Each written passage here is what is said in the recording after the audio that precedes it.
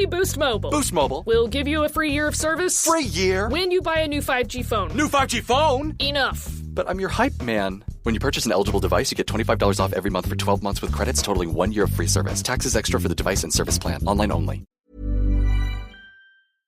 Moi, pendant longtemps, j'ai refusé de vivre de la culpabilité. Je disais non, moi je fais aucune action avec une mauvaise intention, donc je vais pas vivre de la culpabilité parce que j'ai passé beaucoup de moments dans ma vie où j'en ai trop vécu pour des choses qui étaient pas forcément justifiées. Ouais.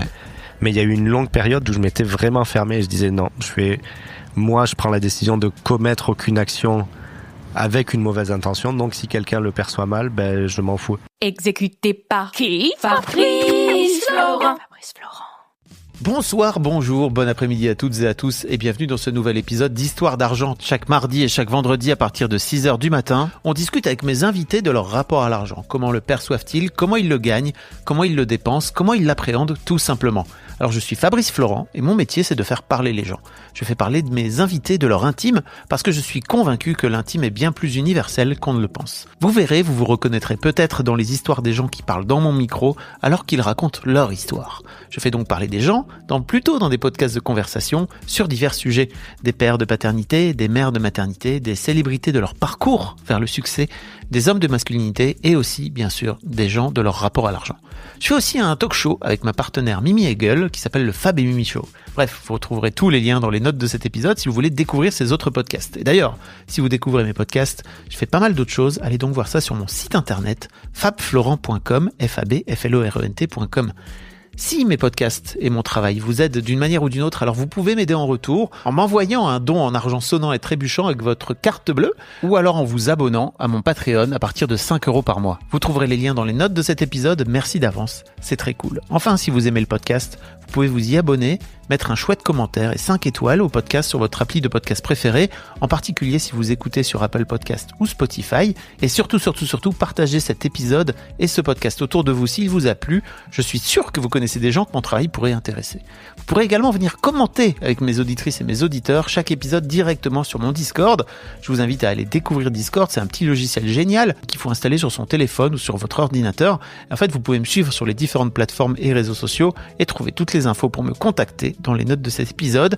Merci d'avance et bonne écoute. Épisode 2 donc, avec Michel, 3 ans plus tard. Ouais, exact. Comment ça va? Très bien, merci. T'es en vacances vers chez moi, donc en France, passage beaucoup. Au Pays Basque, exact. Merci beaucoup de venir à moi. Donc ouais, t'étais passé il y a 3 ans et on avait parlé de plein de choses et notamment moi un truc qui m'avait marqué finalement c'était vraiment les débuts d'Histoire d'argent il y a 3 piges où tu m'avais raconté qu'en fait t'avais été appris à voler, notamment dans les supermarchés, etc. Ouais. Et que t'étais un peu emmerdé parce qu'il y avait une forme chez toi d'explication par en fait j'ai pas beaucoup d'argent donc je vole et en fait fuck you le grand capital, etc. Et là où aujourd'hui maintenant t'as réussi dans la vie, on peut dire, et tu gagnes de l'argent, tu gagnes plus d'argent que tes parents, etc. Et en fait tu te retrouvais un peu emmerdé en tout cas parce qu'il y avait un peu ce truc de en fait ça me fait chier parce que moi j'ai appris à voler parce que aussi mes parents m'ont dit que, et comment je fais pour pas transmettre ça à mes futurs mômes quoi, c'est ça? Exact. Alors comment t'as avancé là-dessus depuis 3 piges? Comme je te disais hors micro, j'ai fait 5 ans de thérapie entre-temps. Mais pas entre-temps, mais j'avais déjà commencé, mais j'ai fini après 5 ans de thérapie et j'ai beaucoup changé par rapport à ce que j'essayais de prouver à tout le monde, ce que j'avais envie qu'on perçoive de moi. J'ai toujours été un garçon très discret, mais en même temps, ça me faisait chier qu'on me perçoive pas comme qui j'étais vraiment, comme un être complexe et multiple, comme nous sommes tous. Mais voilà, j'essayais vraiment de prouver à tout le monde et au monde entier que j'étais capable de faire ci, capable de faire ça, capable de jamais me faire prendre, capable de passer entre les gouttes et de changer de classe sociale et de réussir à être un petit enfant, mauvais élève à l'école ou pas très attentif à l'école et avoir une carrière et aller à l'université. Tu vois, tout ce genre de choses que j'essayais de prouver à tout le monde. Et finalement, en thérapie l'année dernière, il y a 1 an pile, ma thérapeute m'a posé une question qui m'a demandé « Mais t'essayes de prouver tout ça à qui, finalement ?» Et Incroyable question. Incroyable question. Et j'ai pris une grosse tarte dans la gueule quand elle m'a dit ça, parce que c'était... je m'attendais pas à ce qu'elle me pose ça. Et en fait, c'était un moment où j'étais en colère et j'étais en train de dire quelque chose. Et là, elle me fait « Attends, stop. Tout ça, là, t'essayes de le prouver à qui ?» Et j'ai pris un pas de recul, j'ai réfléchi, ça m'a pris, je sais pas, peut-être 30 secondes à faire « Putain, mais... » Elle parle de tout, là. Elle m'a dit tout ça, tu sais. C'est pas juste voler dans les magasins, c'est pas juste faire les conneries que j'ai fait dans le passé, c'est pas juste avoir fait du travail du sexe, comme j'étais la dernière fois. En fait, dans ma tête, j'avais une espèce de checklist, tu sais, de me dire « Ah, j'ai fait ça, j'ai fait ça, j'ai fait ça. » Et regarder autour de moi et me dire « Ah, je suis meilleur que vous tous, parce que moi, j'ai fait tout ça et personne ne le sait, etc. » Mais quand elle m'a demandé ça et que j'ai pris un pas de recul et je fais pourquoi j'ai fait tout ça et à qui j'essaye de prouver tout ça, et là finalement la réponse était à moi. Et voilà, et depuis que j'ai pris conscience que j'avais pas besoin de prouver aux autres, mais ma vie a radicalement changé, et la thérapie s'est terminée très rapidement après ça, parce que le problème était réglé en fait, et toute la colère et toute la vengeance et toute la justification d'actes machin que je faisais, tout est tombé à l'eau en fait. Il n'y a plus rien qui faisait du sens dans toutes ces réflexions. Et voilà, et maintenant je suis une personne apaisée qui continue une autre thérapie pour d'autres sujets, mais en tout cas ce sujet-là de colère, là, c'est ça de colère et de vengeance et de pas reconnaissance, tu vois, de sentir que j'ai beaucoup de compétences et de potentiel et que personne le voit. Et je me sentais invisible tout le temps et je me disais putain, mais j'ai fait tel truc de ouf, personne le sait, j'ai fait tel truc de ouf, personne le sait, et j'essayais de me complaire là-dedans et me dire ouais, je suis capable de faire tous les trucs de ouf et j'ai aucune retombée, mais finalement je me suis mis dans des positions et j'ai fait des trucs que je trouve un peu cons maintenant pour essayer d'avoir l'approbation de tout le monde, et même s'il me l'avait donné, ça aurait rien résolu parce que c'était à moi que j'essayais de prouver que j'étais capable de faire tout ça. Donc voilà. Bravo, hein. Voilà, mais j'y pensais en venant dans la voiture. Ouais. J'ai pas totalement arrêté de voler, mais c'est plus du tout les mêmes raisons, quoi. Okay. Maintenant, c'est vraiment parce que c'est pratique et ça me sauve de l'argent, mais il y a pas du tout de sentiment de colère et tout. Il y a pas de sentiment de vengeance et tout. Et donc, comme j'aime beaucoup le fromage et que c'est très cher dans mon pays, je le mets de côté, je le paye pas, mais bon, comme je te disais hors micro, je vais commencer à diminuer la mauvaise bouffe, incluant l'excès de fromage, donc ça se peut... oui, tu peux peut-être manger moins de fromage. Ouais, ça serait une bonne idée à plusieurs aspects, effectivement. Je vais te laisser boire un petit coup. Alors, tu me disais aussi que tu t'es réécouté en fait. Ouais, ce matin en venant. Et est-ce qu'il y a des choses sur lesquelles tu avais envie de revenir, ou tu as la sensation que vraiment il y a des trucs qui ont bougé chez toi, notamment dans le rapport à l'argent? Eh ben, justement, tu vois, en m'écoutant, je sentais pas la colère que je vivais à l'intérieur. Et je trouve que c'était un peu bizarre mais tout ce que je disais, ça fait quand même encore vachement de sens. Seulement, maintenant, je le vois d'un autre angle et j'ai pris de l'écart par rapport à là où j'étais. Mais je suis vachement moins cringe que ce à quoi je m'attendais. Je me disais putain, j'ai tellement changé depuis 3 ans que ça va être trop gênant, je vais même pas être capable d'écouter. Et en fait, quand j'écoutais, j'étais ah ouais, c'est pas totalement faux ce que je disais, je suis quand même un peu encore d'accord avec ça, à part tout ce truc là de justification et tout. Mais tu vois, la réflexion de me rappeler comment mon père nous a mis dans la tête, nous a inscrits dans une école d'enfants un peu plus riches, nous a mis dans la tête qu'on était capable de sortir d'une classe sociale, de nous éduquer en nous donnant accès à beaucoup de culture, etc. Je me rendais pas compte actuellement qu'il y a 3 ans, j'étais déjà au courant et aware de tout ça. Ouais, exactement. Et que c'est un cadeau incroyable. De ouf. Et depuis, je suis vachement moins en colère avec mon daron aussi, parce que bon, je lui reproche certains trucs, notamment sa passivité. Tu vois, lui, il fait tout pour que nous on s'en sorte, mais lui, il a jamais rien fait pour s'en sortir.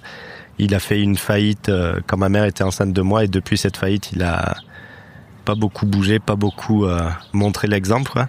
Mais au moins, il nous a mis, et surtout moi, parce qu'on est 4 enfants, mais surtout moi, dans la tête on avait la possibilité de s'en sortir. Il m'a filé un peu son rapport au business, son rapport à à créer du lien avec les gens et tout. C'est dans ça que je suis le meilleur finalement.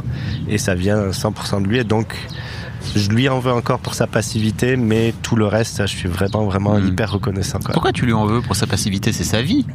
C'est sa vie, mais c'est pas un bon exemple.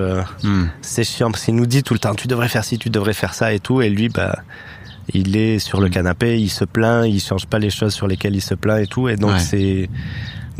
Maintenant, tu vois, j'ai l'impression que c'est un peu moi le daron et que j'ai un adolescent qui... tu sais, le cliché de l'adolescent qui se réveille à 14h et qui fout rien. Ouais. J'ai un peu l'impression d'être dans cette position et j'ai un peu l'impression des fois que je devrais lui donner des conseils, mais en même temps, j'ai pas envie de prendre ce rôle. Donc voilà.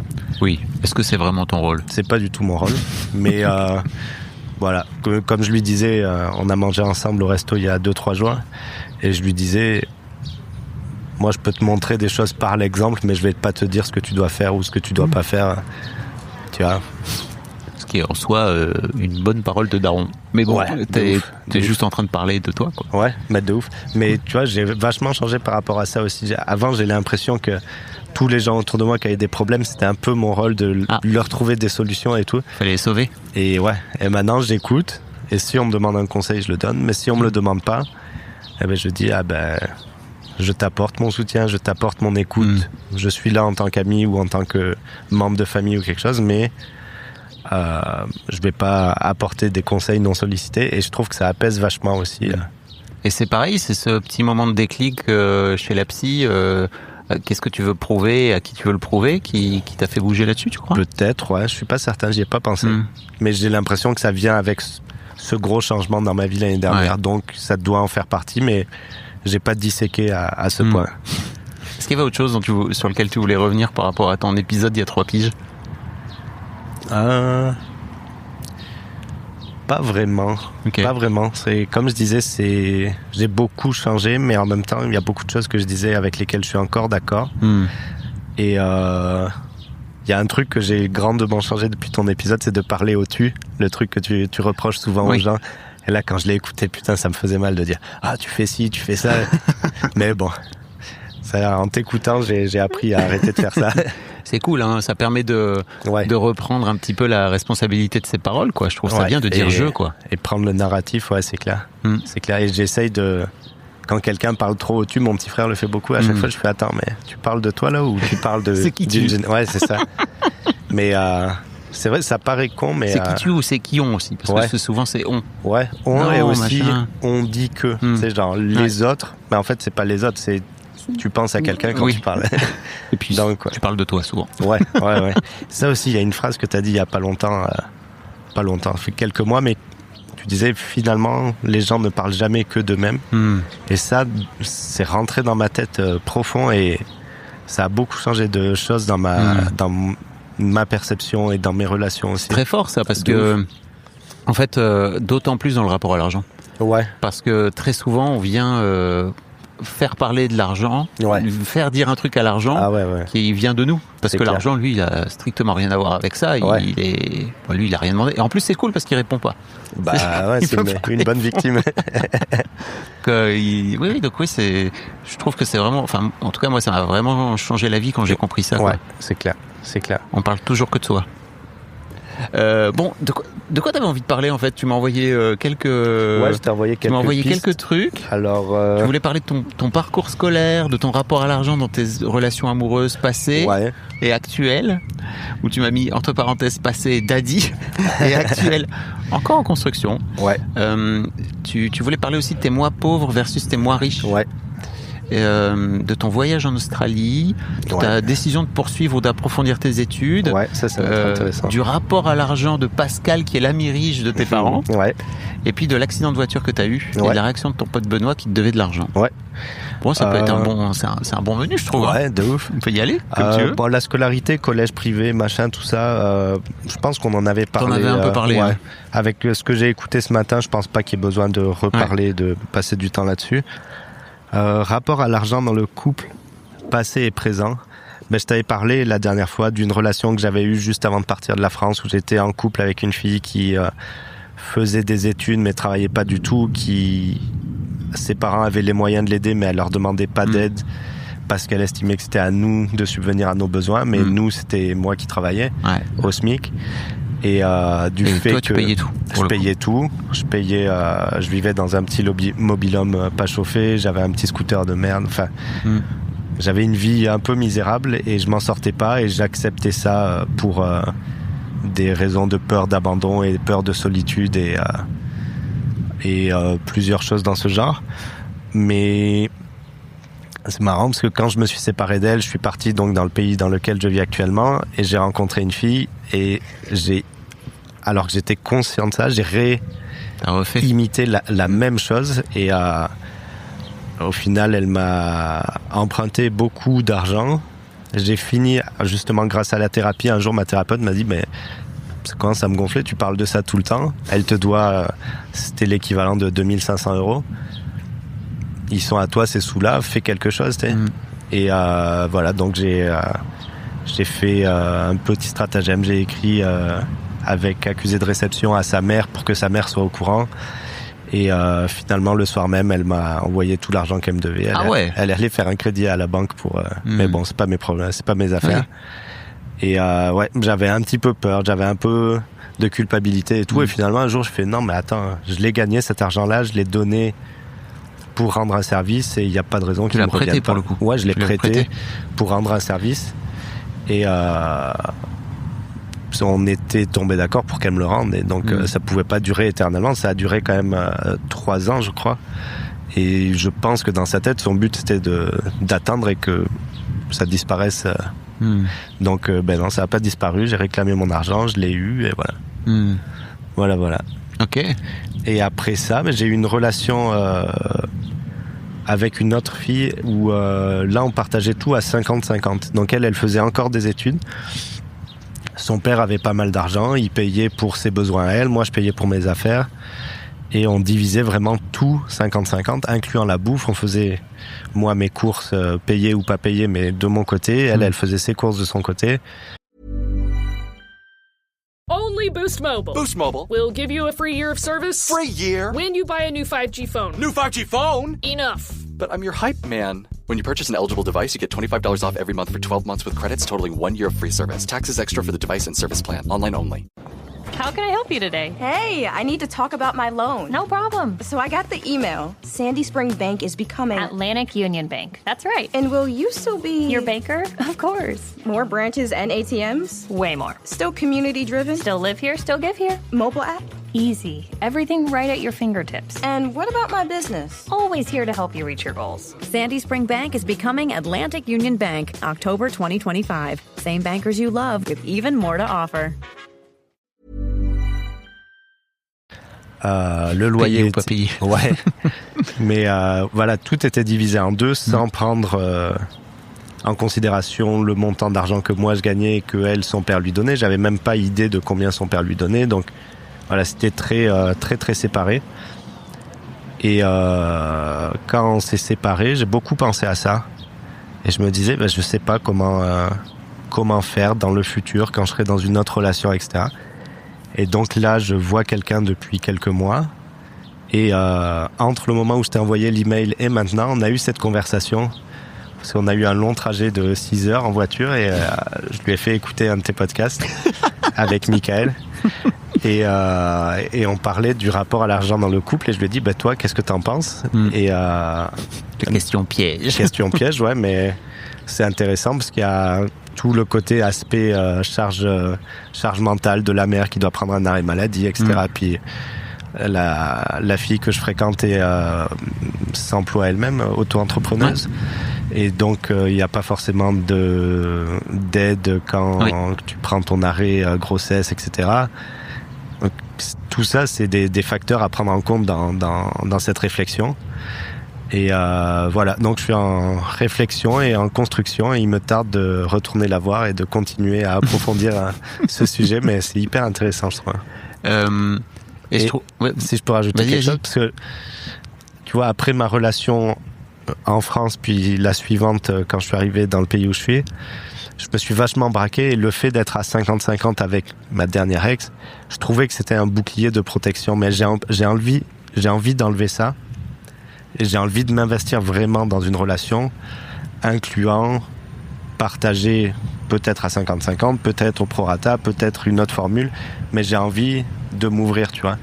Et j'ai pas envie de continuer à me protéger, à dire ben non, je fais mes courses à moi, je bouffe ma bouffe à moi, dans mon canapé à moi, et toi t'es en train de regarder ma télé à moi, tu vois. Il y avait ça dans le couple qui était pas dit, mais il y avait quand même ça, tu vois. Et donc j'ai envie de me réouvrir dans un couple et de me réinvestir un peu plus que ce que j'ai fait dans les dernières années, parce que je sentais le besoin de me protéger. Ouais, je comprends. Bah oui, et d'autant plus si t'avais vécu une mauvaise relation, quoi. C'est d'autant plus. Ouais, j'en ai vécu 2 à la suite, mais bon, voilà, j'ai envie d'évoluer, j'ai envie d'avancer, et j'ai pas envie de stagner dans une situation fermée comme ça où je m'épanouis pas et où je permets pas à l'autre personne de donner accès à 100% de la relation. C'est quand même bien hein, dans le couple, d'une manière générale, je dis ça pendant que tu bois, de vraiment s'ouvrir, tu vois, que ça vienne pas d'une forme de peur ou de contrôle, parce que forcément ça va créer de la merde tôt ou tard, quoi. Exactement, et ça justement c'est tu vois, dans mes couples jusqu'à ma dernière relation, j'arrivais pas à ouvrir les conversations dérangeantes. Et donc je prenais toujours sur moi, et donc j'ai subi plein de trucs qui me faisaient chier, mais je me disais mais oui, mais je fais un compromis, mais en fait je faisais pas un compromis, j'affirmais pas mon besoin ou mon envie, et j'acceptais ce que l'autre voulait, et ça me faisait chier, ça me travaillait, machin, et ça durait dans le temps. Et donc là, avec ma copine actuelle, à chaque fois qu'il y a un sujet, on l'ouvre, et en fait ma thérapeute actuelle m'a donné un super bon conseil, et elle m'a dit mais en fait, toutes les fois où tu ouvres une conversation chiante, si tu le fais pas, c'est parce que tu as peur que ça brise la relation et que ce soit fini. Mais en fait, si une petite connerie, une petite engueulade à la con brise ton couple, ben, c'est que c'était peut-être pas la personne adaptée. Et donc, elle m'a dit, perçois-le comme un entraînement, en fait. Elle m'a dit, perçois-le, tu fais la conversation confrontante, tu vois ce que ça te fait vivre, et jusqu'à présent, on s'est toujours bien entendu, et on s'est bien écouté, et on s'est rendu compte de la réalité l'un de l'autre, etc. Mais même si elle décidait de me dire, ben non, t'es qu'un gros con, je te supporte plus, machin, ben ça me donne de l'entraînement pour le futur et pour ma vie sentimentale future. Donc en fait, c'est juste une pratique, et c'est que ça de toute façon. C'est ça. Je crois. Mais en fait, de la pratique tout le temps. Hein. Mais en fait, tu vois, c'est un peu récurrent chez les hommes d'avoir des relations longues qui finissent, et une autre qui commence et qui finit, et une autre qui commence sans laps de temps entre les relations. Et moi, j'ai vécu ça, mais entre autres parce que je subissais des trucs avec lesquels j'étais pas d'accord jusqu'au moment où je sois plus d'accord du tout. Et là, je rencontrais quelqu'un d'autre, et donc je me mettais avec quelqu'un d'autre. Et là, ben, je veux plus faire ça, en fait. Maintenant, je veux être dans une relation choisie avec quelqu'un que j'aime et que j'ai choisi, et si ça marche pas et si on est vraiment en désaccord, en fait j'ai plus peur de la solitude non plus, tu vois. Et voilà. Bien joué, hein. Ouais, mais c'est bien la thérapie, non? Ouais. Mais aussi après la fin de ma relation, de ma dernière relation, j'ai décidé de pas me mettre en couple tout de suite. J'ai décidé de passer une année à être beaucoup sur les applications de rencontres et beaucoup vivre ce que j'avais pas vécu dans le passé. Et donc, j'en ai profité avec petit excès, mais ouais. Mais maintenant, j'ai plus peur, tu vois, parce qu'en fait, j'avais peur de pas intéresser les gens et d'avoir personne qui accepte d'être avec moi.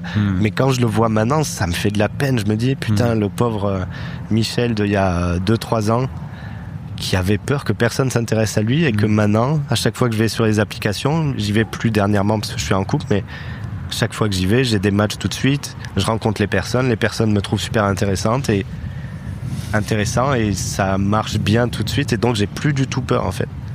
Donc voilà, c'est la thérapie, mais c'est aussi la pratique et l'expérience, ouais. Parce que j'ai beaucoup d'expérience de vie de couple, long terme, etc., mais j'avais pas du tout d'expérience de rencontrer différentes personnes et choisir une personne parce que tu désires vraiment être en relation avec cette personne, et que tu te rends compte que cette personne choisit d'être avec toi aussi. Tu vois, c'était toujours un peu par défaut jusqu'à présent, et là c'est plus par défaut, c'est un choix vraiment je sais pas comment définir cette phrase, c'est vraiment un choix fait et calculé, et conscient, en tout conscient, cas. Voilà. Et c'est marrant parce que tu m'as mentionné dans ton mail le coût de ta thérapie. Ouais.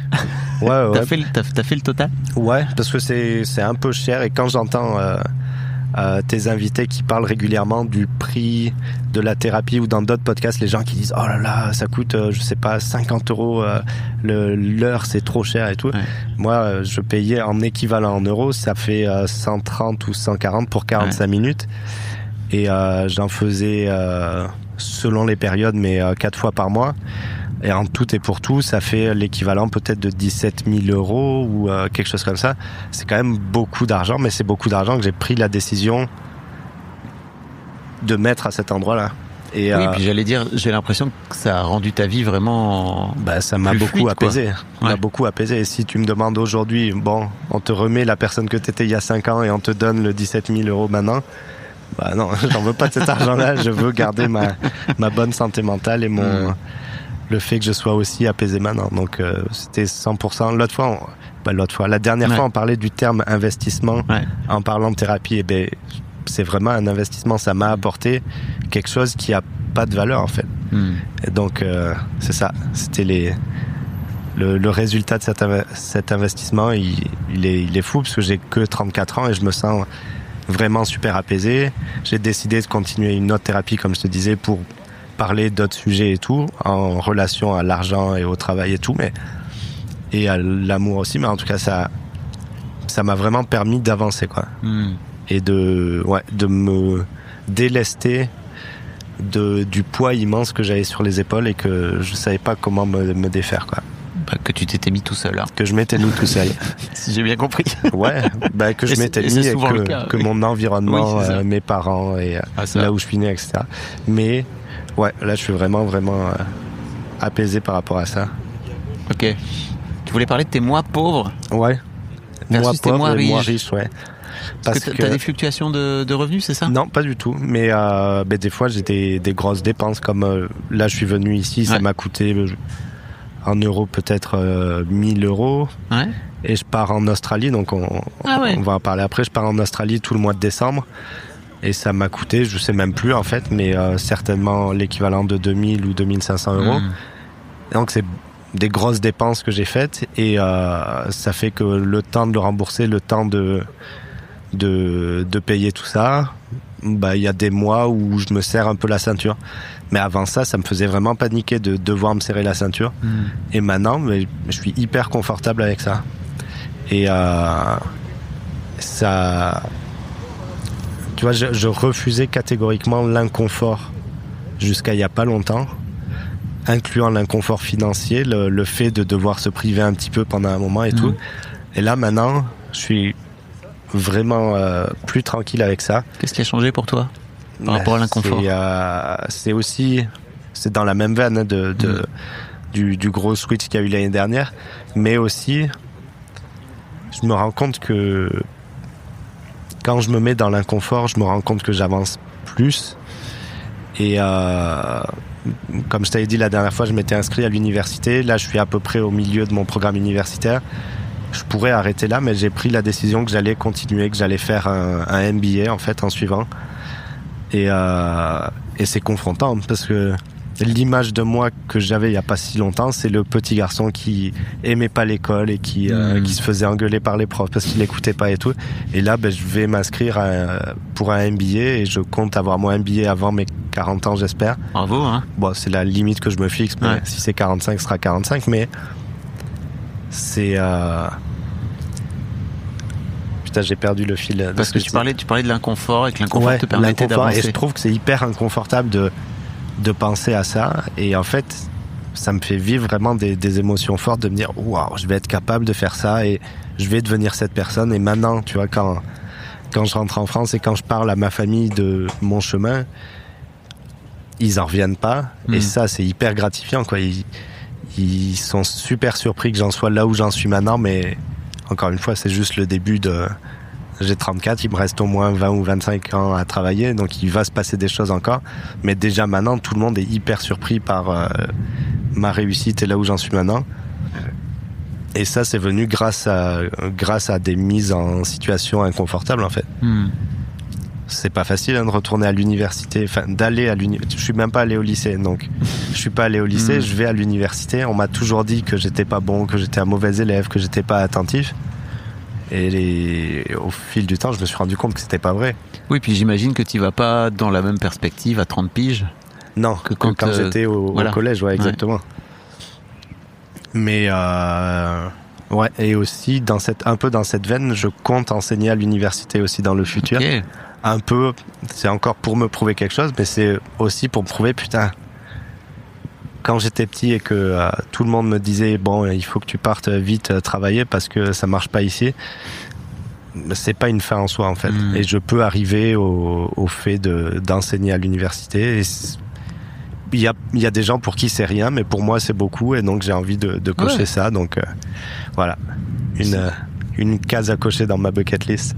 Bien ouais, Jean. Ouais, je suis hyper content. Alors pour revenir à tes mois riches versus tes mois pauvres, alors, ouais, mais tu vois, des mois riches, c'est pareil. Dans le passé, quand je recevais beaucoup d'argent, ça me faisait un peu peur d'avoir trop d'argent d'un coup, et donc je dépensais beaucoup d'un coup, tu vois. Ah, ok. Et t'avais peur de le garder ? Je pense, ouais. T'avais peur Je pense, ouais. Qu'est-ce que t'avais peur qu'il se passe si tu le gardais ? Je suis pas certain. T'avais peur contre le vol ? Non. Okay. Non, j'avais pas cette peur-là, mais... T'avais peur de le perdre ? Non, je pense que j'avais peur que je le mérite pas, tu vois.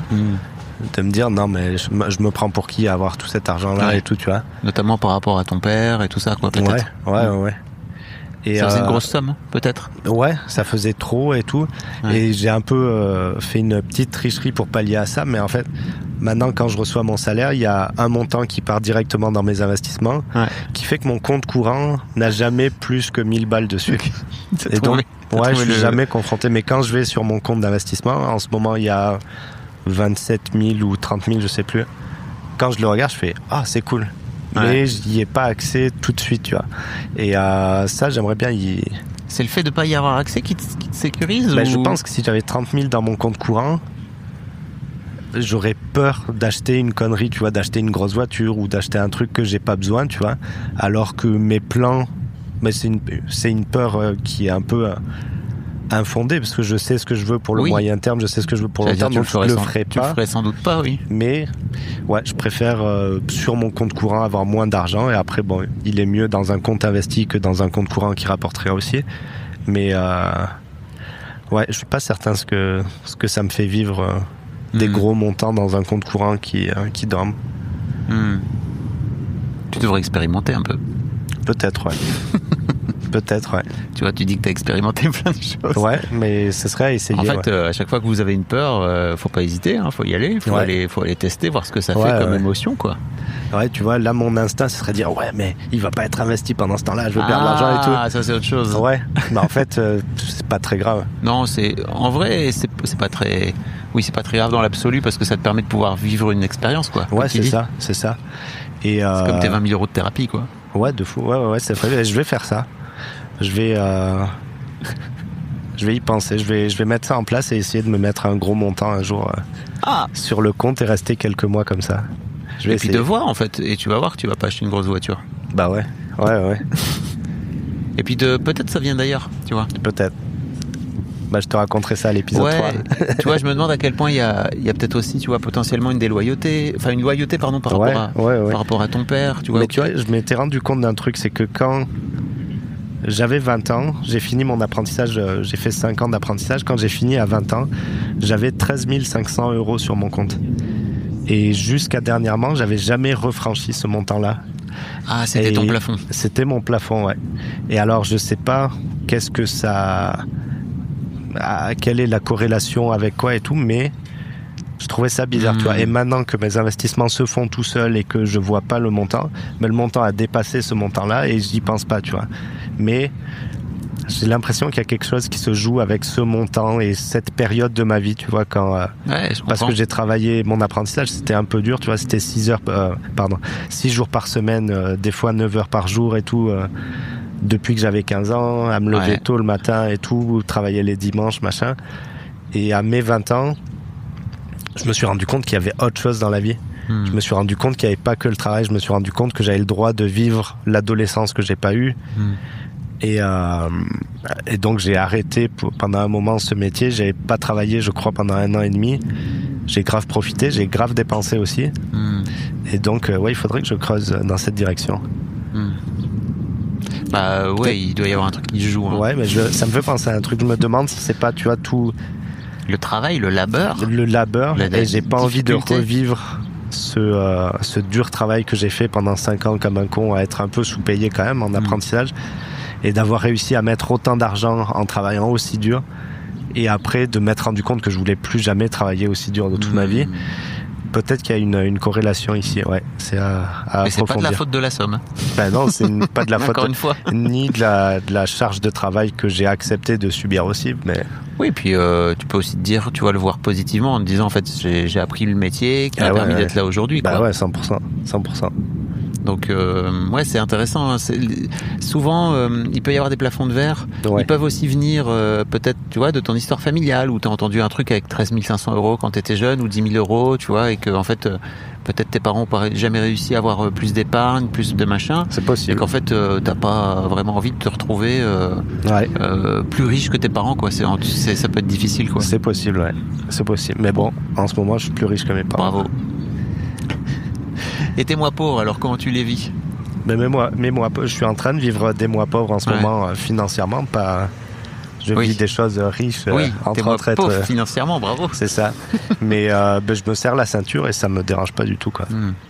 Et je m'habitue à vivre avec peu quand il y a peu, et je suis très content de vivre avec plus quand il y a plus. Et c'est vachement moins inconfortable qu'avant, quoi.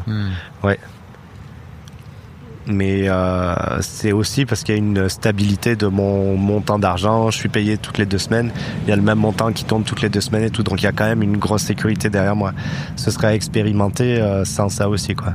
Oui, c'est sûr. Mais d'un autre côté, il y a plein de gens qui ont effectivement leur salaire qui tombe tous les mois, ou comme tu dis, tous les 15 jours ou toutes les semaines, et qui sont pourtant incapables d'aller expérimenter ça, quoi. Ouais. Donc c'est déjà bien. Mais bon, quand une de mes idées quand je passerai mon MBA, ce serait d'enseigner vachement moins et de faire du travail pour moi, de faire du consulting et tout. Okay. Et donc j'aimerais bien me confronter à des situations où j'ai vachement moins d'argent et où j'ai des incertitudes et tout. Mais j'ai l'impression que j'ai vachement moins peur de finir sous un pont et tout, parce que j'avais vraiment ce truc à un moment. J'avais un copain à moi qui a eu une grosse usine, et je lui avais dit putain, un jour si je me retrouve à la rue, est-ce que je peux dormir dans ton usine? Et quand je le disais, je me suis dit, quand je l'ai verbalisé, je me suis dit, il va me prendre pour un débile. Et en fait il m'a dit, mais t'es complètement con, t'es hyper talentueux, tu seras jamais à la rue. Et ça rentrait pas dans mon crâne, et à force de t'écouter, c'est rentré dans mon crâne, et maintenant je sais que dans n'importe quel contexte je vais être capable de refaire de recréer de l'argent rapidement, et je sais que je suis capable de vivre avec très peu aussi, donc ça me fait vachement moins peur, quoi. Ça me fait vachement moins peur. Bien joué. Ouais. Dis donc, elle travaille depuis 3 piges. Ouais, mais c'est grandement grâce à toi. Ah ouais? Bah ouais. Oh merci. Bah c'est le cumul thérapie et FabFlow, quoi. C'est pour ça que je paye le Patreon. Ah, c'est gentil. Et s'il vous plaît, abonnez-vous au Patreon de Fabrice Florent. Tu voulais me parler de ton voyage en Australie aussi? Ouais, mais c'est vachement en corrélation avec ça. Donc c'est ça, c'est qu'en fait t'as dépensé de l'argent plutôt que de l'investir en bourse ou enfin juste Ouais, habituellement sur chacune de mes pays, donc je suis payé tous les 15 jours, je mets 500 balles d'investissement chaque 15 jours. Et donc t'épargnes 1000 balles par mois, c'est pas mal. Ouais, c'est plus qu'épargne, c'est investi. Ah oui, pardon. Et l'année dernière, j'ai fait plus 24%. Allez. Ouais, ça m'a. Ah ouais. C'était très cool. Très cool. Bah ouais. Tu m'étonnes. Ça m'avait rapporté 4000 balles net d'impôts. Ah yes. Donc c'est très cool, que j'ai réinvesti parce que les intérêts composés sont nos amis. Allez, le mec est devenu un champion de la finance. De ouf. Mais tu vois, je me rappelle d'un de tes épisodes, je sais plus comment il s'appelait, le garçon qui voulait acheter une Mustang à sa maman. Maxime. Et je me rappelle à quel point il investissait tout et il se donnait aucun plaisir et tout. Et quand j'avais écouté ça, je me disais, putain, c'est quoi, moi, un truc que j'ai vraiment envie de faire, et que c'est que l'argent que j'ai, en fait, qui m'empêche de le faire. Et je me suis dit, j'ai envie de retourner voir mes potes en Australie. Je les ai pas vus depuis 5 ou 6 ans. Et je mets 1000 balles par mois dans des investissements. Finalement, le billet d'avion, je sais plus combien il m'a coûté. Tout le voyage, ça va peut-être me coûter 3 ou 4 000. Mais en fait, c'est juste 3 ou 4 mois en moins d'investissement. Et ça va m'apporter vachement. Je vais être hyper content. Je vais passer un mois en plein été alors que chez moi, ce sera l'hiver. Donc, ouais, c'est ça. Ouais. Ça m'a permis l'expérience, quoi. Bah ouais, ça a vachement plus de valeur qu'un montant d'argent qui est posé et qui va dormir, bah oui, dormir ou se reproduire et faire des petits pendant 20 ou 25 ans, mais bon. Il faut profiter aussi de la vie. Après, je suis très content de mes investissements, mais bon, je veux pas que ça m'empêche de vivre les choses que j'ai envie de vivre. C'est important de réussir à trouver un juste milieu, justement, entre l'argent que tu investis et en fait utiliser cet argent aussi. Et comme tu disais, effectivement, cet invité qui avait un mal fou à dépenser son argent, qui était revenu d'ailleurs par la suite, qui avait raconté qu'il s'était un peu détendu par rapport à ça, quoi. Ça m'avait fait grave plaisir d'ailleurs. Bah oui. Et j'espère qu'il n'achètera pas la Mustang à sa maman et qu'il profitera de son argent, mais ça c'est mon avis personnel, mais bon. Ouais, après si ça vient du cœur. Ouais. Mais il faut que ça vienne vraiment profondément du cœur. C'est pas plutôt qu'une loyauté, qu'une envie de loyauté, une etc. parole que t'as dit quand t'étais enfant ou adolescent. Oui. Only Boost Mobile. Boost Mobile. We'll give you a free year of service. Free year? When you buy a new 5G phone. New 5G phone? Enough. But I'm your hype man. When you purchase an eligible device, you get $25 off every month for 12 months with credits totaling 1 year of free service. Taxes extra for the device and service plan. Online only. Mais ouais. Oui, j'imagine que tu as écouté Guillaume Moubèche aussi, qui donne beaucoup d'argent à ses parents. Ouais. Et tu sens vraiment que ça vient du cœur, tu vois, il n'y a pas du tout d'envie de dominer ou de je sais pas quoi. Et en fait, ses parents de ce fait-là ont un mal fou à dépenser cet argent. Parce que lui, là, pour remettre un peu de contexte, allez écouter cet épisode, il est vraiment chouette.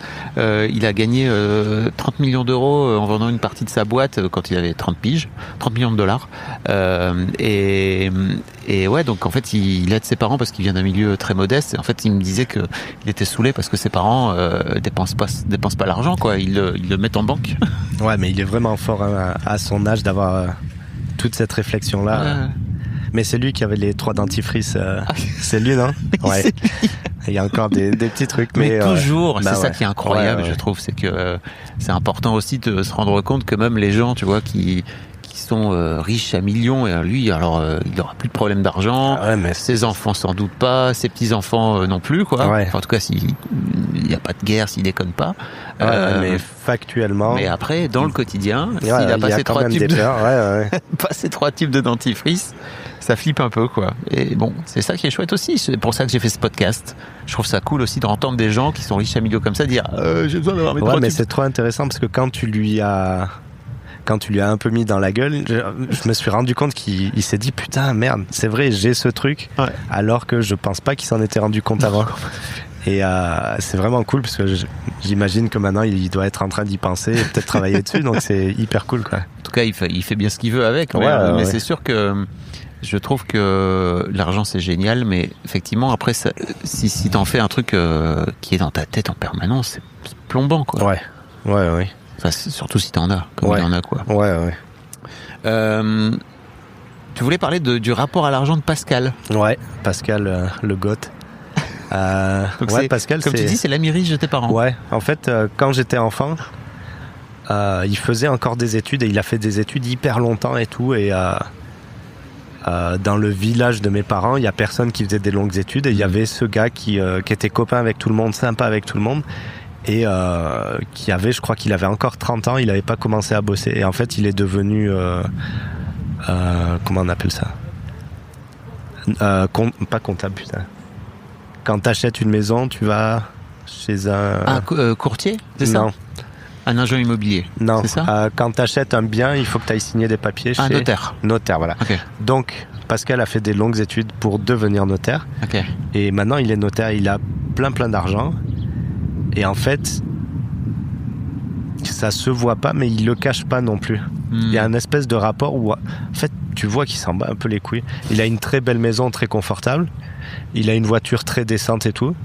Mais en fait, il vit dans un petit village à plus d'1 heure de route de son travail et ça le dérange pas parce qu'il veut vivre là où il vit et il travaille là où il y a son bureau. Et il fait son petit trajet tous les jours et tout. Et quand il revient, il fait partie du comité des fêtes du village et il s'occupe, il est copain avec tout le monde. Et il essaye d'impressionner personne avec son argent. En même temps, il le cache pas. Et en même temps, c'est tout un mélange. Je trouve que c'est vraiment hyper cool, quoi. Et à chaque fois que je vois, je suis trop content. Je suis là, putain, j'ai envie d'en arriver à là où est-ce qu'il est Pascal, quoi. Qu'est-ce qui te fait envie chez Pascal en particulier? C'est sa détente et son le fait ça a pas l'air d'être un sujet. Peut-être que c'est un sujet dans sa tête, hein. Moi, c'est que ma perception à moi. Tu en as pas parlé? Non, pas encore. J'ai parlé d'investissement avec lui, mais pas de ça encore. Mais peut-être que ça viendra.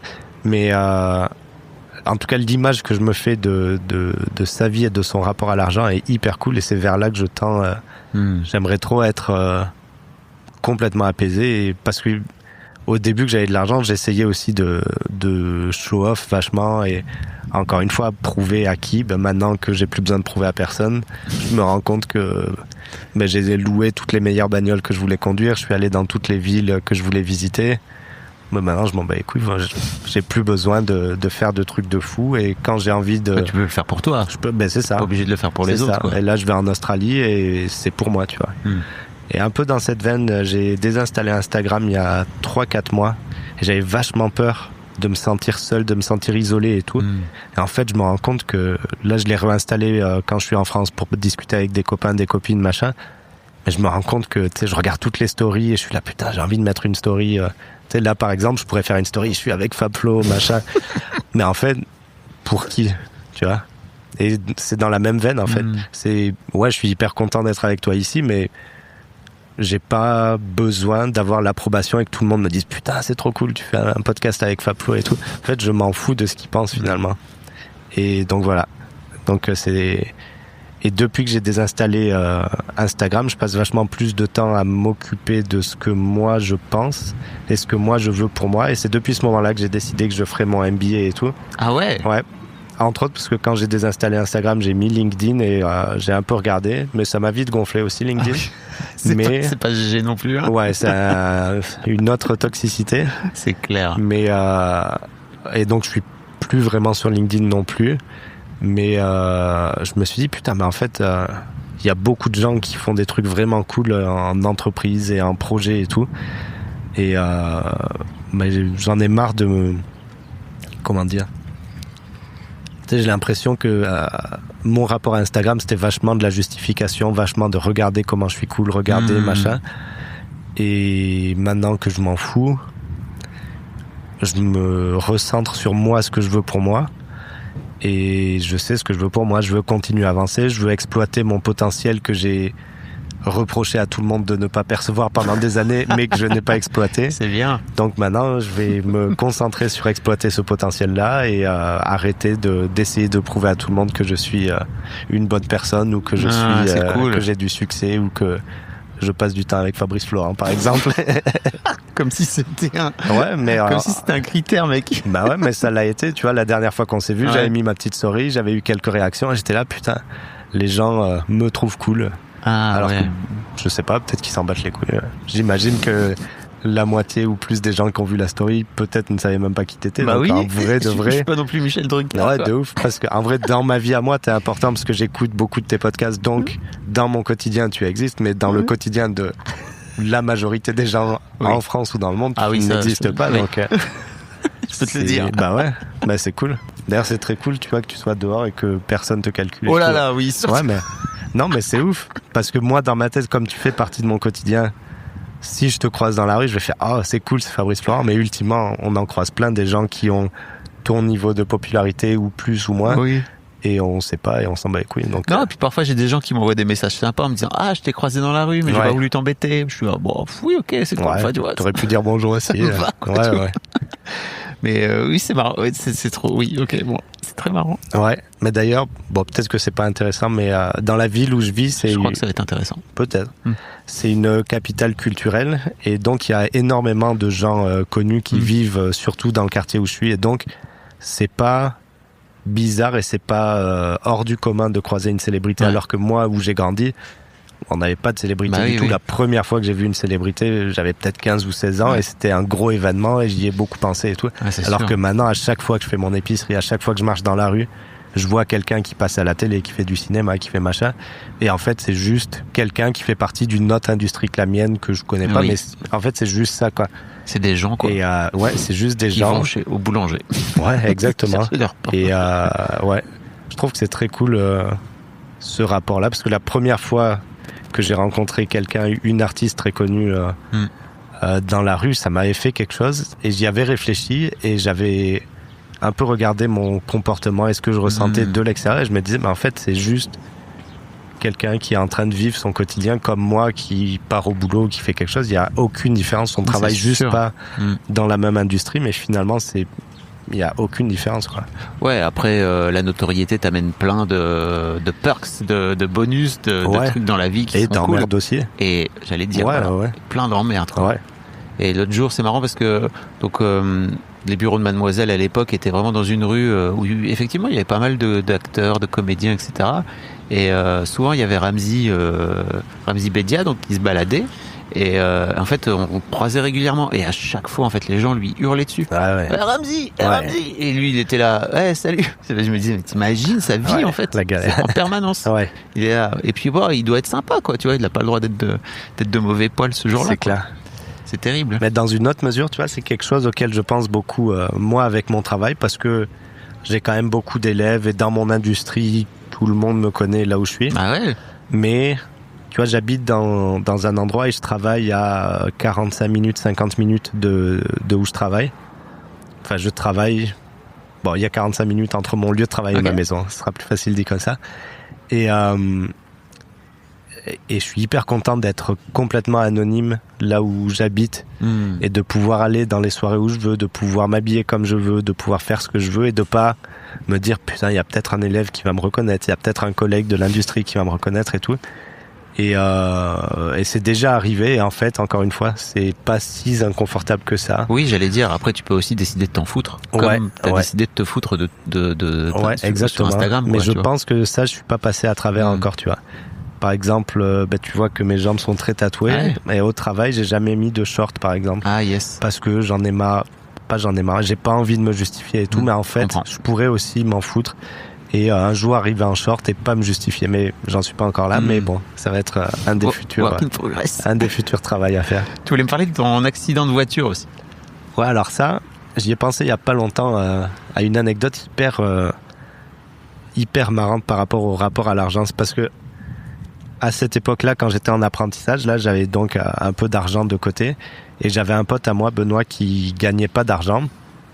Et c'était hyper chiant. À chaque fois qu'on voulait faire un truc, il avait pas d'argent, on pouvait rien faire.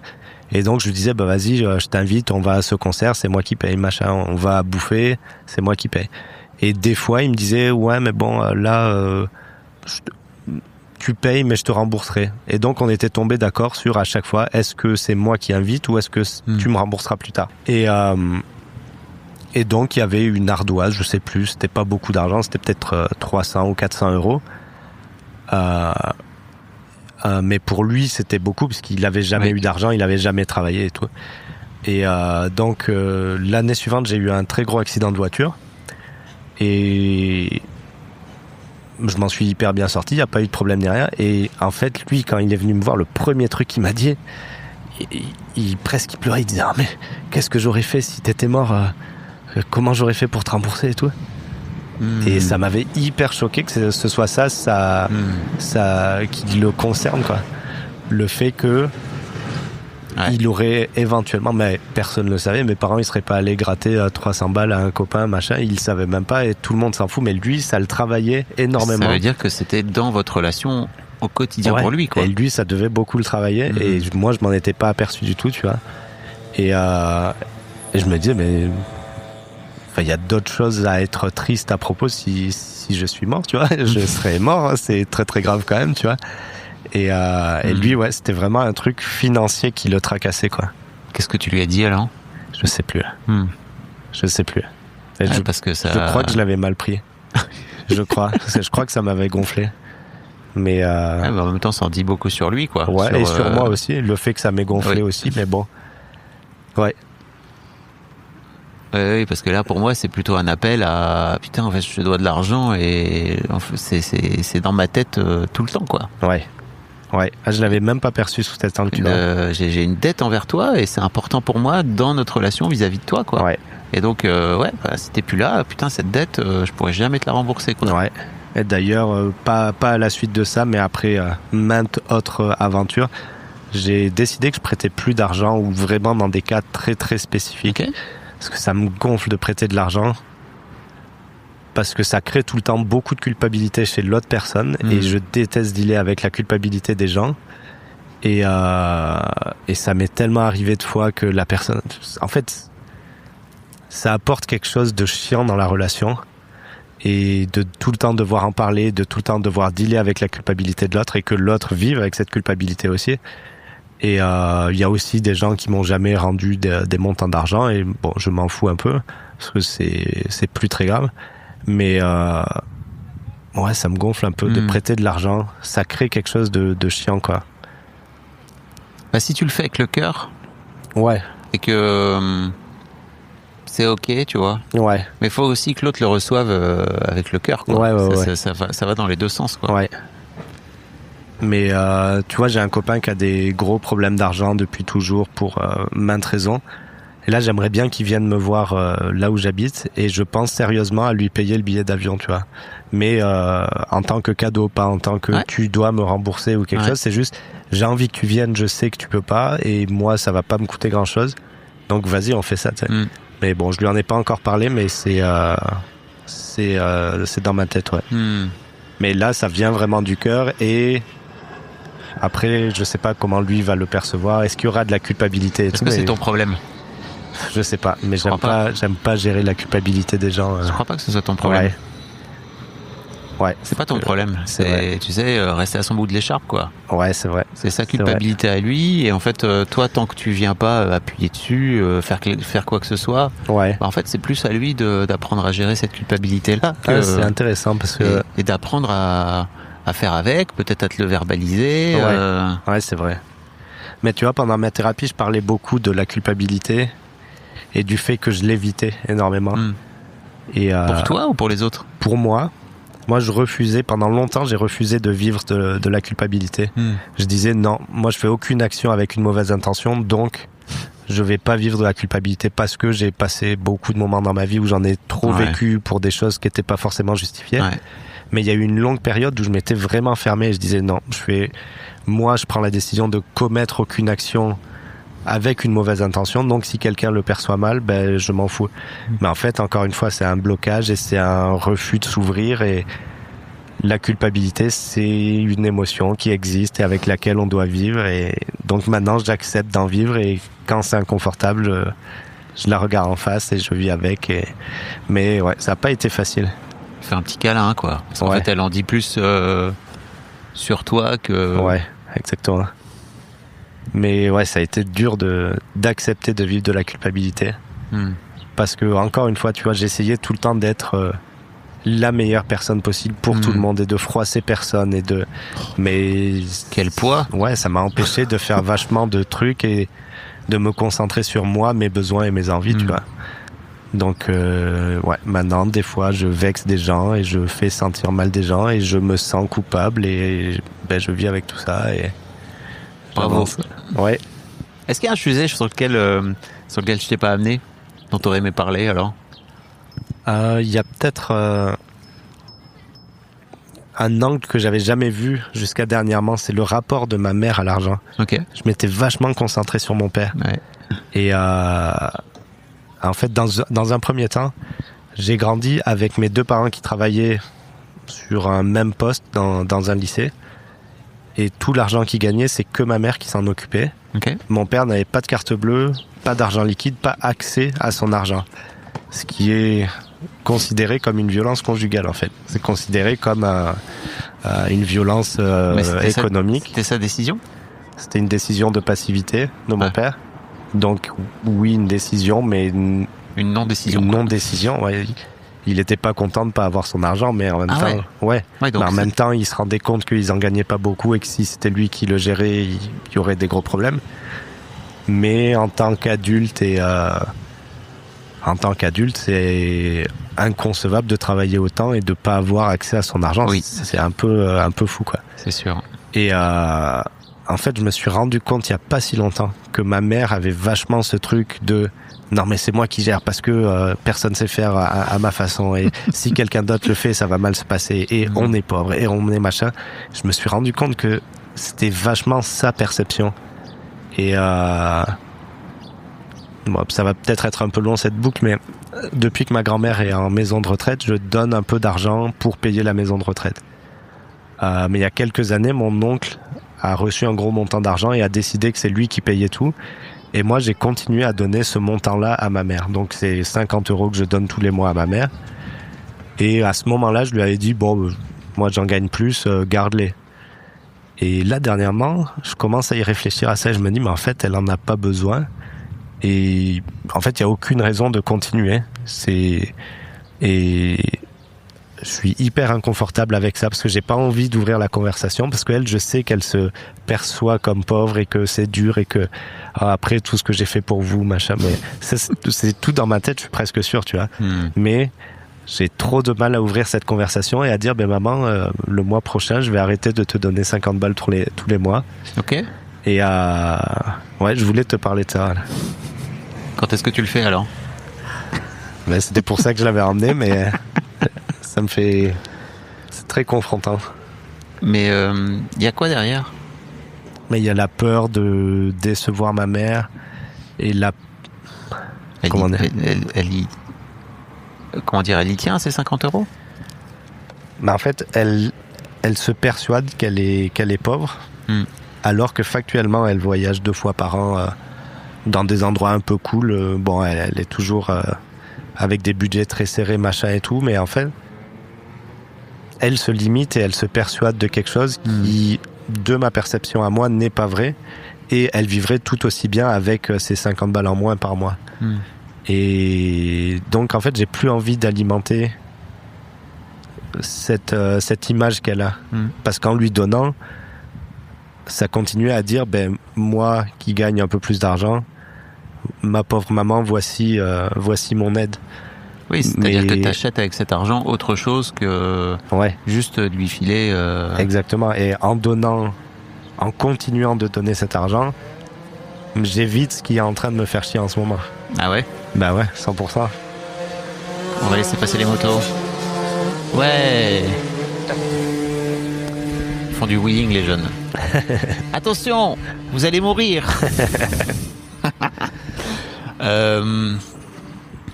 Ouais, en continuant à lui donner cet argent, j'évite vraiment la confrontation, d'ouvrir cette discussion, de dire, ben, parce qu'en vrai, moi, ce que j'ai dans la tête, c'est maman, t'es pas pauvre. Ça te gonfle en plus. Non, mais. Ouais. Mais ça me fait chier parce que. Mais non, mais là, tu parles d'elle, parle de toi. Ouais, bah en vrai. Maman, t'es pas pauvre, c'est pas ton problème, ça, c'est plutôt toi. J'ai l'impression qu'il y a une part de toi que ça gonfle de continuer à envoyer ces 50 balles. Ouais, et ça, j'arrive pas à le cibler, tu vois. J'ai du mal à voir ce que ça me fait vivre. Bah, t'as envie d'être égoïste ? Ouais, je pense, ouais. Bah, en fait, j'ai envie, je pense. T'as envie d'être un sale gamin indigne, quoi. Peut-être. Mais en fait, ce que j'aimerais, c'est lui faire comprendre. Oh, tu lui feras rien comprendre du tout. Je sais, ouais. Parce qu'en vrai de vrai, je vis très bien sans ces 50 balles-là. Bah oui. Donc moi, ça me change rien, mais la situation me gonfle quand même. Ouais. Et donc, j'ai envie d'arrêter de penser à cette situation, je pense, c'est ça. Bah, couple virement. Ouais, mais je trouve que c'est un peu l'âge de pas ouvrir la conversation, parce que ça, c'est le genre de truc que j'ai souvent fait, de mettre une action et pas justifier, et après dealer, et souvent mettre du silence. Parle de toi, de ce que t'as, je crois, hein. Parle de toi, de ce que t'as envie de faire, et ne parle que de toi. Commence pas à venir lui dire j'aimerais bien, en fait je vais faire ça pour que t'arrêtes de te sentir pauvre, parce qu'en fait elle va être là. Mais je serai encore plus pauvre avec 50 balles en moins. Ça. Donc juste raconte, viens plutôt chercher ce que ça vient pour moi chercher chez toi. Ouais. C'est-à-dire Ah, ça te gonfle de filer ces 50 balles, quoi. Ouais, mais je pense qu'il faut que j'approfondisse cette réflexion. Je suis pas... J'arrive pas vraiment à percevoir... Est-ce qu'il y a pour toi une forme de... Tu dois ça à ta mère ? Mais j'ai eu l'impression que je lui devais ça pendant un moment, Ouais. et je l'ai plus, cette impression. Bah oui. C'est pour ça que ça t'intéresse plus de l'envoyer. Ouais, c'est exactement ça. Ouais. Ouais, je pense que c'est ça, t'as raison. Et peut-être qu'il y a une part de toi qui se dit, ok, si j'arrête de lui envoyer, que je démarre la conversation, je vais avoir droit à, après tout ce que j'ai fait pour toi, tu veux même pas m'envoyer 50 balles par mois. Mais en fait, c'est... Donc de revenir dans ton schéma d'avant. Allez, tu vois, on va reparler de Maxime. Oui. Tu vois, ce rapport-là, où il essaye de gâter sa mère et parce qu'elle a tout fait pour lui, etc. Et ouais, en fait, t'as grave mis le doigt dessus. Parce que en t'écoutant ici à Histoire d'argent, mais aussi dans Histoire de Daron, tu m'as fait comprendre aussi que c'était le rôle des parents d'élever les enfants et de payer pour les trucs et tout. Et moi, dans ma tête, je me suis toujours dit, quand je serai riche, je les rembourserai pour rien leur devoir, etc. Et je pense que je suis encore dans Okay. ça à ce niveau-là. Et non, en fait, ça a toujours été son rôle de m'élever, de me... Bah oui. Ah ouais, c'est intéressant. Bah oui. Ouais. T'as rien demandé, toi, hein ? Non. Non, et tu vois, encore une Pas fois, demandé à venir au monde, hein. dans la passivité et tout de mes parents, ils ont eu 4 enfants alors qu'ils n'avaient pas d'argent. Et ils ont toujours continué à se plaindre et tout. Et moi, des fois, quand j'étais plus jeune, tu sais, j'étais là, ouais, mais c'est vous qui avez pris cette décision. Tu sais, ça, c'est pas de notre faute. Vous nous faites vivre des choses et vous nous reprochez des choses qui nous appartiennent pas, en fait. Ouais, après, c'est un peu plus complexe que ça, tu le sais, tu vois. Ouais, C'est souvent, mais- les personnes modestes, elles font un peu plus d'enfants. Ouais, Pour plein mais- d'autres raisons aussi que Ouais. juste pour venir se plaindre après qu'ils ont trop d'enfants, quoi, qu'ils n'arrivent pas à payer. Ouais, mais bon. Pour je Dieu, sais tu pas. sais, pour Dieu. Ouais, toujours. Ouais, mais c'est vrai qu'avec ma perception actuelle, j'étais là, mais si vous vouliez pas 4 enfants, il y a des moyens de contraception, il y a des avortements et tout. Mais ça Mais- t'as encore une petite part arrogante, tu vois, Ouais. par rapport à tes Ouais, parents, ouais. qui est, moi, je m'en serais bien mieux sorti Ouais. que vous, quoi. Mais ça, c'est un truc Bande de que couillons. j'essaye de défaire souvent un peu de mépris de classe que je vis par rapport aux gens de mon ancienne classe sociale. Et je me dis, regardez, moi, j'y suis arrivé, pourquoi pas vous? Ouais. Et ça, j'essaye de le défaire aussi parce que j'aime pas le mépris. Et Oui, ça vient d'une énergie un peu Ouais. bof, quoi. Ouais, mais j'en ai En même encore temps, du en même temps, mépris. je comprends, hein.